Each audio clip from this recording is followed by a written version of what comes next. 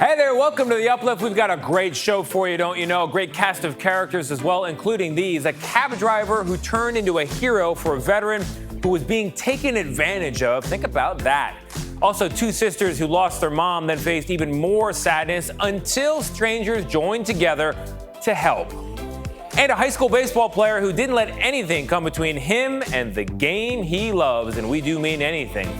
Also, a 102-year-old World War II veteran finally getting some long overdue recognition and a surprise phone call. There's David Begnaud. Plus, a baseball team that goes bananas. What makes them so different from the rest? We'll show you. We'll explain, too. All that plus our top heartwarming videos, the ones you just need to see. You're watching The Uplift.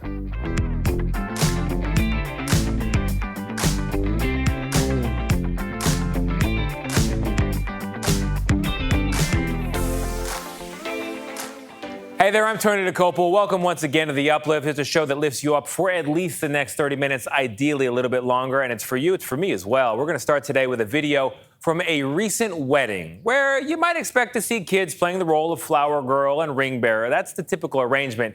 But a bride named Brittany wanted her cousin Marcus involved. So what you're looking at here is a flower man. And he got into the role. He was committed. He danced down the aisle. He tossed those petals. And Brittany said he definitely, quote, understood the assignment. Nicely done.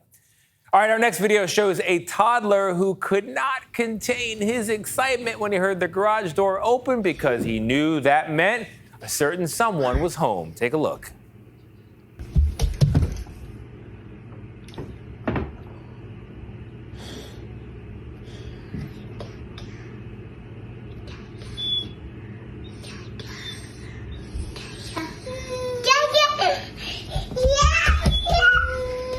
Knock on the door. Tell him. Say, Dada, come on.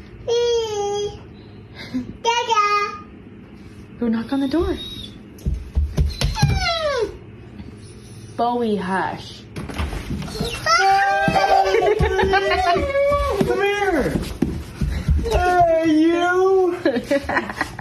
I missed you, buddy guy. Oh, that's little Oliver. Oliver's dad is in the Army and was away for a standard 10-day training, and that was the big return. His mom kept the little guy awake so he could get to see Dad before he went to bed. And as you can see, he's very excited to stay up for that particular homecoming. Very sweet stuff.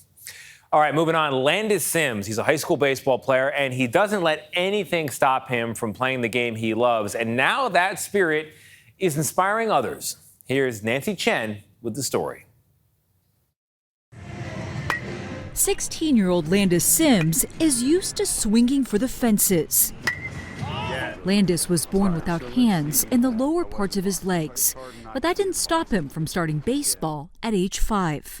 Your motto of just watch me, what does that mean? You know, people are going to doubt me, so, you know, instead of me just sitting there and talking to them and telling them what I can do, I'd just rather them watch me. And they did, as Landis practiced with the Yankees when he was 10 and made the varsity team at his Indiana high school last year using specially designed equipment.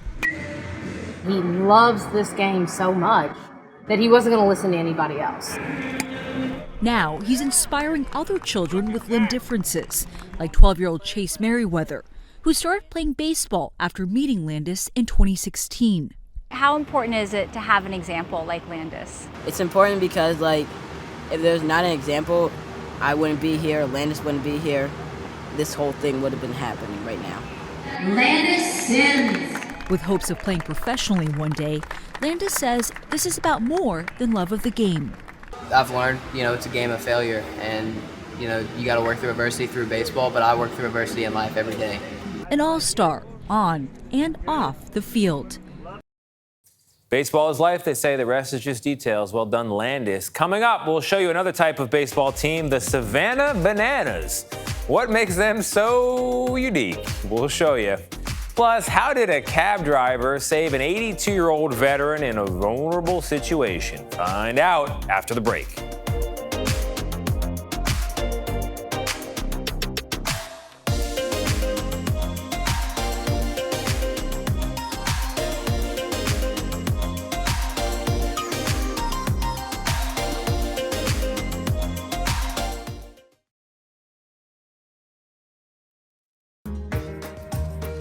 Welcome back to The Uplift. My CBS Mornings co-host Nate Burleson likes to say that not all heroes wear capes. Well, this next story proves that some drive cabs. How did a driver help a vulnerable 82-year-old veteran? Well, CBS Sacramento's Steve Large has the story. What was the first sign that something was wrong? We got a call, and it was to go pick up a friend. He is a cab driver with no cape. Our red flags go off all the time. But Joel Karstens is being hailed a hero. Well, he got in the car, and then what happened next, he showed me he had $8,000 cash. He saved 82-year-old Vietnam veteran Bill Miller. They wanted me to put $2,400 in this account. From losing thousands of dollars in a phone scam. No, it was from Publishers Warehouse. So I said, well, Bill, what are we doing? And he says, well, there's, he says something about Publishers Clearinghouse. And so right then I knew exactly what was going on. The scam artists had set up the cab ride, counting on Karstens to deliver Miller to a bank he'd never gone to before to make a deposit in an account he'd never set up before. The promise, millions of dollars and a Mercedes. And if anything sounds too good to be true, it is. Karstens took a detour and drove Miller to Miller's bank instead, even walking him inside the branch to talk to the teller. I told him he was a hero, and when I went into the bank, other people heard what happened and came up and shook his hand and said, "Thank you very much, for helping." This Vietnam vet's hard-earned savings, saved by a conscientious cab driver. Don't fall for this stuff. If it sounds too good, it's bad. Ain't that true? All right, NASA recently released images from the James Webb Telescope, but some people got to see those images of far-off galaxies up close, real close. CBS Sacramento's Rachel Wolf has the story. Why do you like studying space so much? Because I want to go to space. 7-year-old Sherman Sudbury wants to be the next man on the moon. How excited are you, like on a scale of 1 to 10? 5,000. He was one of hundreds who got a glimpse of the great beyond as Sac State's planetarium teamed up with NASA to release never-before-seen images from the world's most powerful space telescope. So why come here to look at these images? You can check them out on your phone, but it's so much better when you can see them on a 2,500 square foot dome. This is the perfect venue for appreciating what NASA gave us today. Kyle Waters is the planetarium coordinator, leading visitors on a trip to a galaxy far, far away. He says we've previously seen images like this of the Carina Nebula, where new stars are formed, but not in this great detail. One of the amazing things about this new James Webb Space Telescope is its ability to use infrared light, almost like a form of X-ray vision, and it can peer through the clouds of gas and dust. On the enormous screen, he pointed out galaxies and nebulas and other planets outside the Earth's solar system, 1 million miles away. When I saw a line, I'm like, is that like a UFO line? Sherman not the only one who thought it was awesome. It left many starstruck. I think it was cool. You've seen new stuff that we haven't seen before. So for those of you wondering if there really is life out there, just stare. These new NASA images giving you a reason to care about what's up in the air. Scientifically true, we are all stardust, or we began as such. That's a great piece there. All right, coming up, a little girl got just one RSVP to her birthday party. On top of that, she was already dealing with a loss. So how did social media and strangers help save the day? That's coming up. Plus, a veteran who served in an all-female, all-black unit during World War II is honored and surprised.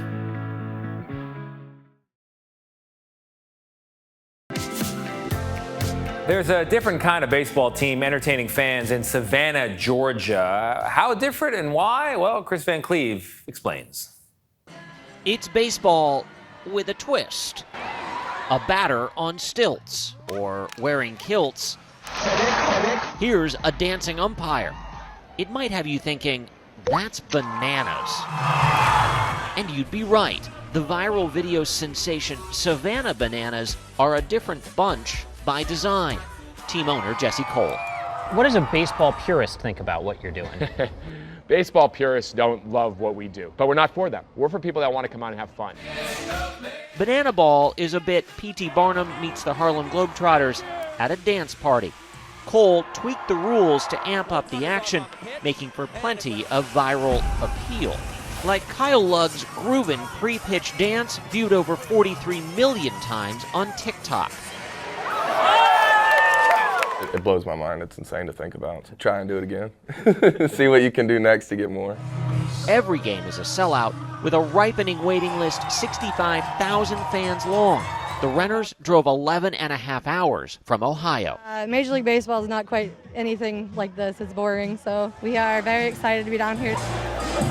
Perhaps most striking, for 2 hours, fans' eyes were not on their phones, but on the field.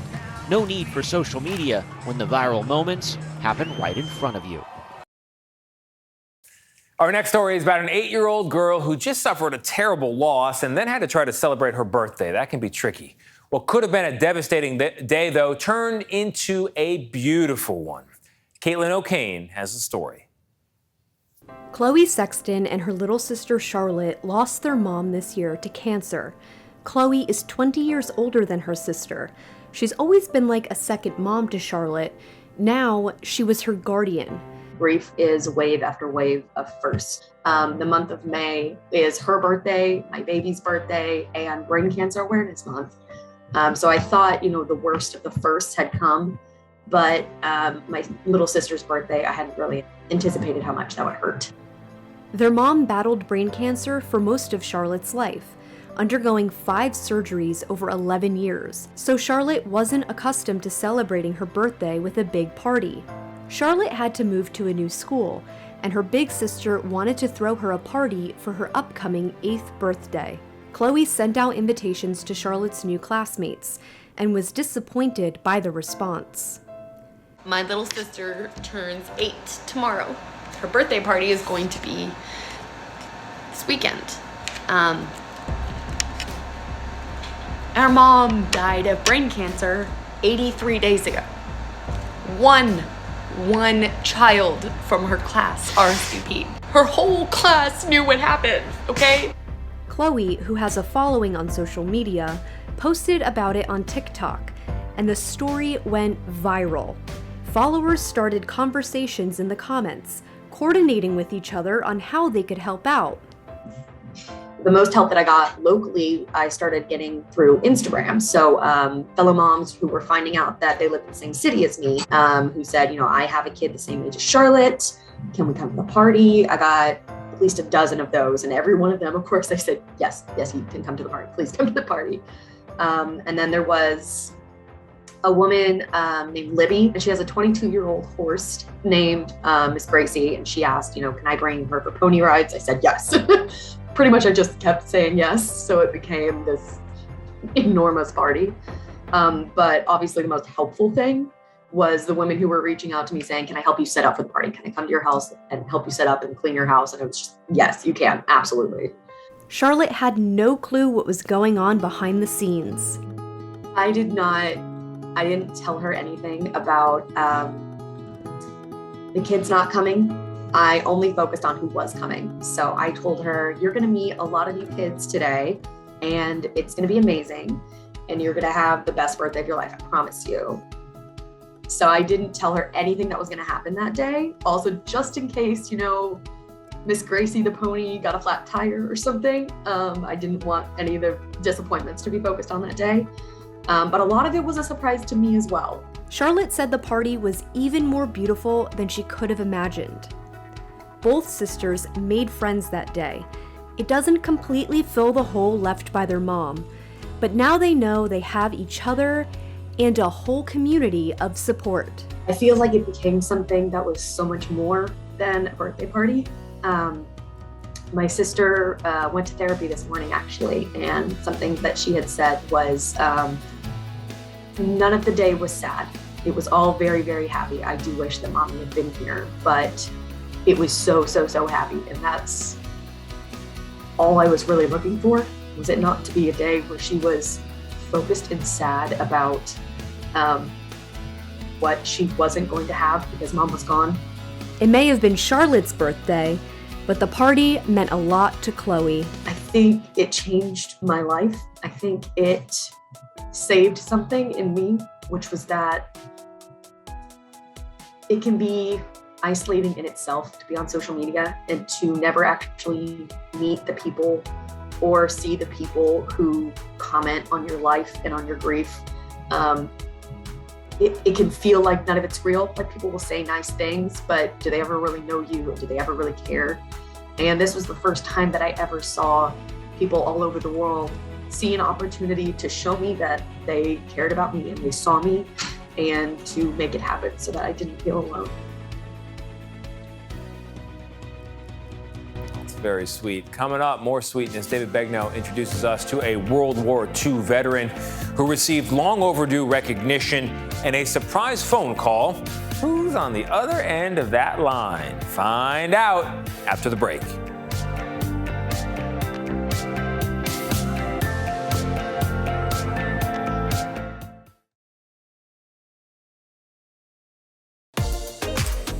We are now going to introduce you to Crescencia Garcia. She's 102 years old, and she is one of the last surviving members of an all-female, all-black unit that served in England during World War II. Our David Begnaud picks up the story. It's kind of crazy. 2 years ago, I received a message from Tara Garcia. Hi, David. She told me that her grandmother, Crescencia, had beaten COVID at the age of 100. Now, that was at the beginning of the pandemic, and we all needed good news then. So I tweeted about it and included pictures that Tara had sent to me, one of which included her grandmother in a military uniform. I just knew that she was a veteran and that she was in the Army and that she was very proud. That tweet went viral, and it was seen by retired Army Colonel Edna Cummings. It was like being in a casino and hitting the jackpot. She started connecting some dots and reached out to Garcia's family. She spoke to Tara. She says, let's start here. Give me her dog tag numbers and we'll compare them. As it turns out, She was in a burn unit about 30 kilometers from Birmingham, England, treating soldiers because it was just such a manpower shortage all over, Europe. get this. Crescencia Garcia is one of only 6 surviving members of an all-female, all-black segregated unit that was sent overseas during World War II. Known as the 6888, the 855 women that served in that unit are now receiving long overdue recognition. They're the only military women's unit to receive the Congressional Gold Medal. They are part of an elite group of less than 200 recipients, the first being General George Washington. And I was just like, you gotta be kidding me. And everything matched up. And I looked at my parents and I was like, I think we just opened Pandora's box here. They sure did. They found out that Miss Garcia's name is on a monument at Fort Leavenworth in Kansas. Now, as the family's finding out about all this, I had no clue. I never heard from Tara again. I got a call from the good folks at Oprah Daily. In fact, I was here at home, and they said, David, we were just pitched about a story involving a 102-year-old woman who served during World War II, and her family is only now learning stories that they'd never heard before. So my team said, we got to do something. So they called Tara, and we had a surprise. May I say hello? Oh, dude. How are you? I have wanted to meet you. Are you kidding? Surprise.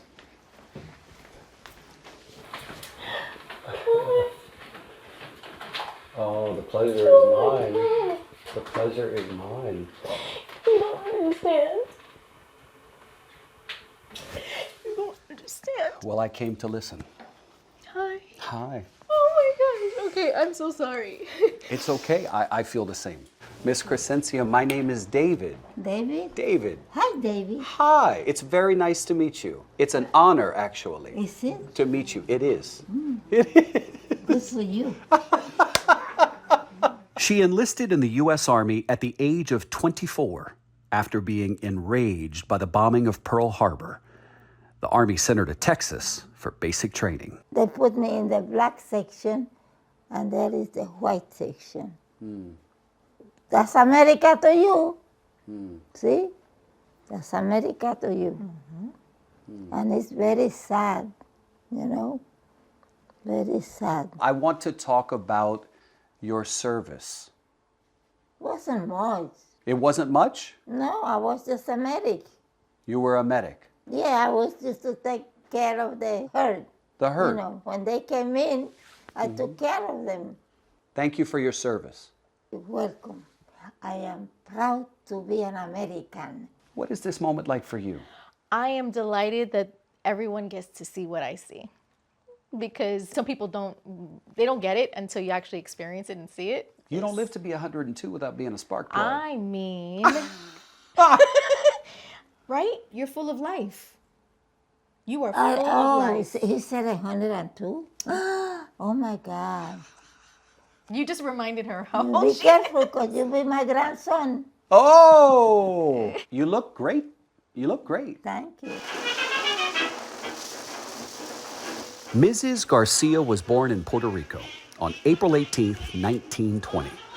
A loaf of bread cost you 12 cents then. Woodrow Wilson was the president, and women didn't have the right to vote. When World War II began, she told us she had already moved to New York City and felt a patriotic duty to serve her country. After the war, she married Esteban Garcia II, an Army veteran himself. They raised 3 children in the Bronx. She spent her post-war work years working as a seamstress and a pattern maker in New York City's garment district. Her husband died in 1994 after 47 years of marriage. That's my grandfather. Let me see this handsome man. Now, we had arranged for a little surprise for Mrs. Garcia, but the surprise timeline was a little off and she was getting a little restless. So what were we going to do? You want scotch? I have Johnny Walker.